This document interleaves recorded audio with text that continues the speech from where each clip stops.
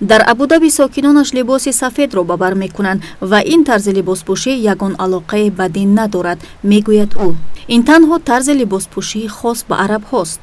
ин тарзи либоспӯшӣ ҳамчунин ба занҳо низ тааллуқ дорад. Қуръони карим мефармояд ки либоси шахси мусалмон бояд тозаву озода бошад.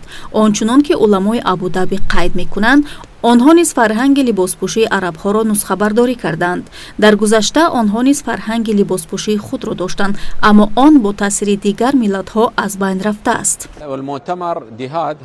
ин тарзи либоспӯшӣ барои занҳои араб ба одат табдил ёфтааст, аммо он ба дин ягон рабт надорад, зеро сабаби ин тарзи либоспӯшии занҳои араб ба чангу хоки биёбонҳо олода нашудани мӯи сар, ҳамчунин дар кишварҳои арабӣ ҳамеша фасли гармо аст. бинобар ин бо ин роҳ занҳо худро аз офтоби гарм муҳофизат мекарданд. мусалмони ҳақиқӣ бояд танҳо либоси тозаву озодаро ба бар кунад ва либоси шинам бошад.